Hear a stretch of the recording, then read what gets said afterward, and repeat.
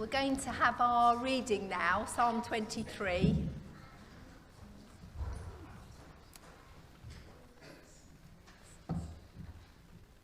The Lord is my shepherd. I have everything I need. He lets me rest in fields of green grass, and he leads me beside quiet pools of fresh water. He gives me new strength. He guides me in the right paths as he has promised. Even if I go through the deepest darkness, I will not be afraid, Lord, for you are with me. Your shepherd's rod and staff protect me. You prepare a banquet for me where all my enemies can see me. You welcome me as an honoured guest and fill my cup up to the brim. I know that your goodness and love will be with me all my life, and your house will be my home as long as I live. Thank you. So let's just see, do we remember the memory verse for today? What does it start with? I know my sheep know me. John 10:14. John 10:14. Excellent, well done, people. For a bonus point, not that we're keeping score, but for a bonus point, does anyone remember the psalm, what psalm we were looking at last week? Psalm 1. Well done, Doug. Do you remember that? Psalm 1 was last week, and we were talking about the advice of the psalmist was to not walk in the way of the wicked, to not stand in the way of sinners, to not sit in the seat of or in the company of mockers or scoffers. I like scoffers myself, but mockers or scoffers. So that was the advice from Psalm 1, to not walk in the way of sinners. Psalm 23 instead picks up the idea of walking with God. Pictures a journey, life as a journey, and a journey that we walk with God, or perhaps better, that God walks with us. And the journey, we're going to split into, the psalm splits into three bits. The first is just the idea of a journey. And when you're setting out on a journey, it's nice that someone else is helping you prepare. Someone else is attentive to your needs. And one of the first signs of this is if somebody prepares for you a packed lunch. If someone prepares a packed lunch for you, that's a big help. Now, so I want you to imagine this. Some people have fancy, well, exactly this. Some people have fancy lunch boxes. I don't. That's already a sign of a lack of. Well, in any case, we won't get into that. I just have an old ice cream scoop, and I'm trying not to feel bad about it. But the important thing, of course, is what's inside the Tupperware box. On the journey, you want to pull out your lunchbox and find that there's something nice in it. Now, a quick question. Think for a moment. What would be in your ideal packed lunch? What would you really want to find in here? A sandwich? An apple? Right. And? Oh. A sandwich, an apple, a pear, a banana, and a chocolate bar. Without doing any publicity. I hope you're taking note on that. Any particular chocolate bar? Anybody? Not fussy. Okay, anybody else? What would you want to find? Something to drink. Water. Yeah, exactly. Do you want it one of those cool ones, that bottles? Because that's not... Okay. You're a hardier traveller than me. I want it to be cold water. Good. You'll go. Anything else? We've got water. We've got sandwiches. Crisps. A packet of crisps. You want a microwave? The kids of today. Microwave. Anything else? Salad. Sorry? Salad. Salad. Okay. We'll let you go with that Salad as well. It's your packed lunch. A croissant. A croissant. Yeah? Good one. Sorry? A Cornish pasty. Now we're getting there. Something with pastry, that's all. Yeah? Cornish pasty. 3 chocolate cakes. 3 chocolate cakes. Is that 3 chocolate cakes or chocolate? 3 different types of All in one cake. You see, when I get mine packed, I can tolerate a bit of fruit. But anyone who knows me knows that if it's going to be a really good packed lunch, it's got to have one of these in it. A pork pie.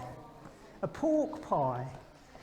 When you're on that journey, you want to just stop and have something. The psalmist doesn't just simply say that God leads us by pastures and provides the water, but also restores our souls. So on the journey, the Lord's care, and this really is the thing, when you open your packed lunch, it's not simply, you need your salad, which is right, you do need your salad and your water. It's that sense that someone has attentively, perhaps lovingly, prepared those treats that when you open it, you think, oh, that's lovely. The other thing that the psalmist talks about is the preparing of the route. The Lord guides me by the right paths. Now, if you're going on a journey, how many of us are always just confident that we can prepare our own route? We can find our way to places. How many of us are confident travellers? Excellent. How many of us, when they see a route or see a destination, think, oh gosh, how am I going to get there?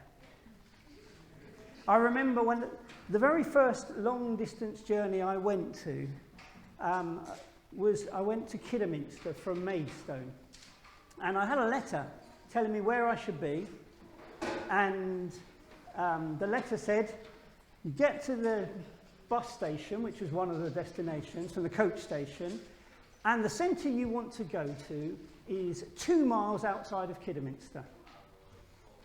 It said a bit more than that, but that was all the information that I needed, I thought. And I remember still getting off the coach, which I had successfully booked myself, standing in the coach station, and at that point opening a letter and thinking, okay, just 2 miles. Of course, I'd forgotten to check in what direction. And all I kept thinking was, wow, how hard can it be? It's only 2 hours, it's only 2 miles, I'll just walk around. 4 hours later, by some miracle, I was actually in the centre, the residential centre that I was due to go to. I had visited 3 others by the time I found the one I was supposed to go to.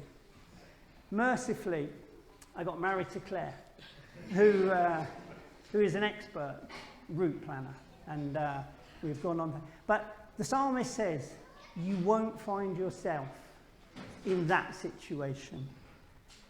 The Lord will lead you by the right paths on your journey. So that's as you get going. The next part that it talks about, and here you get to a bit of realism about journeys. It says, though I walk through the darkest valley. The next thing that the psalm says is that every journey, and we know this, anyone who's read books about big journeys, anyone who's ever taken a big journey, there will be the down times. There will be the valleys. And we all know that. Anyone who's travelled, really anyone who's lived, there will be the bad times. I remember hitchhiking to Paris once and setting off. It's brilliant, isn't it? I don't know if you like travelling. I love travelling, even though I don't often know how I'm going to quite get to the end of it. I love the setting off. But there comes a bit when you're halfway between Calais and Paris and no one's picked you up for 3 hours, that you're on the downer.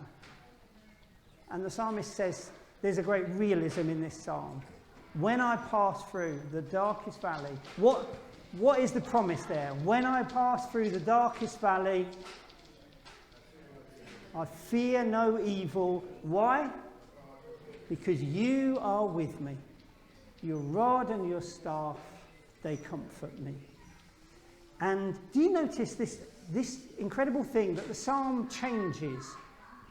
The first bit of the first part of the psalm that celebrates God's provision, it says, He leads me. The Lord is shepherding me. The Lord is shepherding me. There's nothing I need. You know, I've got everything I need. I've got that provision. I've got those right paths. But then when we get to the bit about the valleys, the darkness, it does no longer talks about God. The psalmist talks to God. You are with me. I will not fear evil because you are with me. Your rod, your staff, they comfort me. And so there you get the change. That where does the psalmist know God's presence the most immediately, the closest, the most real? It is in the times of darkness and shadow, the time spent in the valley. And you get that sense that God is drawing close in that time. And if you ask the seasoned travellers here in the congregation, the people who have walked the furthest, I bet you will find that. Sometimes there will be those puzzling times when you're thinking, I've looked around and I've wondered. But there will be plenty of times where people say, well, actually, I walked most closely with God. Certainly, I was aware of my need of God, most in those times. And the psalmist says that you are with me. It says as well about the rod and the staff. We've seen in the story about protection and guidance. They comfort me. The lovely thing is that the translation is a little bit wishy-washy there. It should be something closer to your rod and your staff, they embolden me. They give me courage, not just comfort. Because when you're on a long walk and you're down in the valley, if you're going to keep walking, you need courage. You need to be strengthened. And that's what the psalmist is saying. You being close gives me the strength to keep walking. Again, once, when I was 14 years old, I had a paper round. And one winter, it was really snowy. I was trudging round to deliver my papers round on the big estate that I lived on.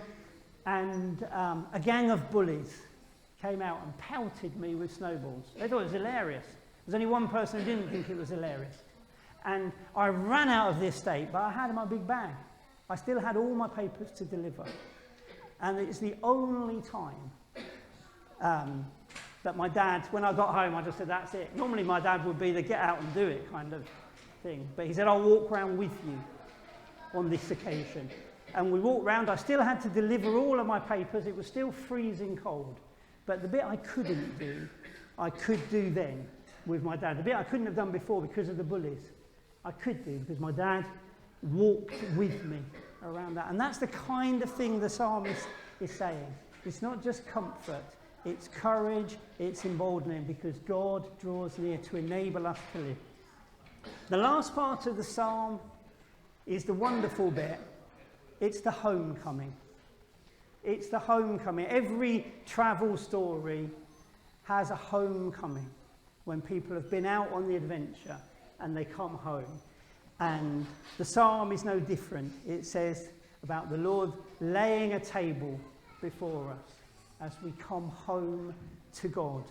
And let's just hear it, because when you're away, when you're travelling, what's good about coming home? What's good about home, shall we say, when you just get in?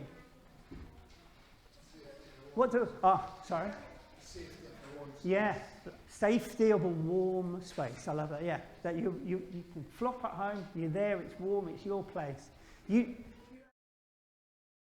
As a seasoned traveller, you're back in your own bed.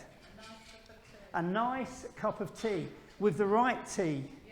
Yeah, it's the tea that you like, isn't it? It's your cup of tea in your mug. It's that homecoming environment. Anything else? Homecoming. Because that's what the psalmist pictures. A table laid before us, laid by the one who loves us. You know that lovely thing of getting home, if there's someone there to welcome you. I've made you a cup of tea, put your feet up. I've made your bed. You're going to make it yourself before you get into it this evening. that kind of thing. And the psalm says there's a coming home to God. And the psalmist pictures that coming home, where he's known, where he belongs, coming to his place. Imagine that, this long, long walk to return to God and to be where you belong. Not where you set out from, perhaps, but that coming to God and finding yourself at home where you belong. And where you are known, where everything has been prepared for you. And there's a hint to the enemies.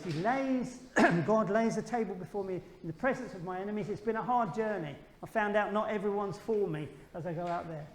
But I found out something else, as Simon says, that not only have I had enemies following me, pursuing me, but goodness and mercy have followed me on this journey, have, if you like, led me home. And here I will be forever, for long, long days. I'm back home where I belong, and no one's shushing me on to the next stop. The psalmist celebrates God who lives with us in our journey. Amen.